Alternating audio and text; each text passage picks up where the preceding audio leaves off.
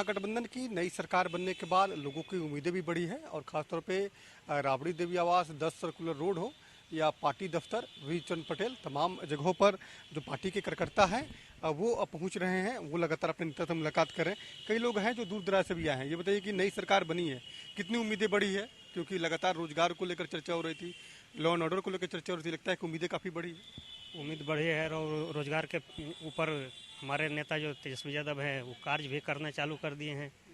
Line order भी सुधर गया है। पार्टी दफ्तर आए हैं, मुलाकात करने आए हैं नेता से। मुलाकात करने के लिए आए हैं। आप लोग कहाँ से आए हैं? क्या उम्मीदें?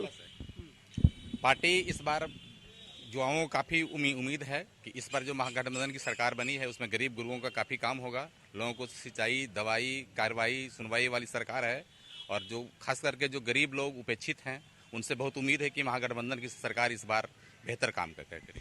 कितनी उम्मीदें बढ़ी है? क्योंकि नई सरकार के गठन के बाद उम्मीदें काफ़ी बढ़ी है। आप लोग को क्या लगता है कितनी क्या क्या उम्मीदें हैं जो सरकार इस बार जो है विशेष पर सरकार का फोकस?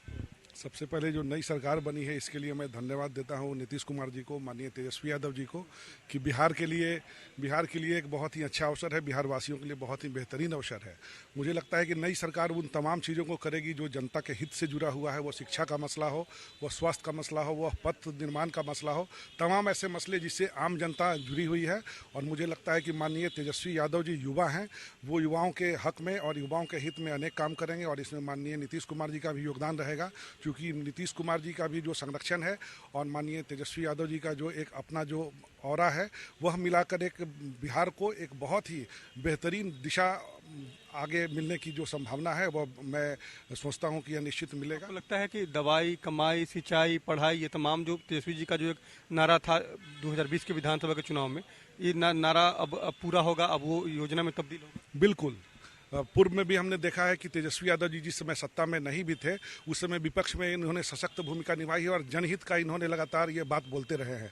मुझे लगता है कि आज वो सत्तासीन हुए हैं और ये उप मुख्यमंत्री के तौर पे ये कार्य कर रहे हैं बिहार में, तो ये तमाम उन वादों को और तमाम जो जनहित के जुड़े हुए जो मुद्दे हैं उस पर ये निश्चित है कि कार्य करेंगे और जनता का जो रहेगा सपना साकार होगा। अब लगता है ये आरजेडी के कार्यकर्ता ज़्यादा उत्साहित हैं नई सरकार के गठन के बाद? बिल्कुल, ये तमाम युवा ही इससे मतलब उत्साहित दिख रहे हैं। तेजस्वी यादव जी के मतलब जो हाथ कमान जो मिले हैं उससे पूरे बिहार वासी बहुत ही संतुष्ट दिख रहे हैं। खुशी है, नई सरकार बनी है, तेजस्वी जी डिप्टी सीएम बने हैं। जो तेजस्वी जी ने घोषणा किया था, लगता है कि अब घोषणा वो अब योजना के रूप में लेगी? जी जी बिल्कुल। गठबंधन की सरकार से हम खुशी हैं। हम युवाओं में ज़्यादा लहर है क्योंकि तेजस्वी जी ने पहले ही घोषणा कर चुके हैं कि नौजवानों को हम रोजगार देंगे और नौकरी में सब लोगों को हर हाथ को काम देंगे।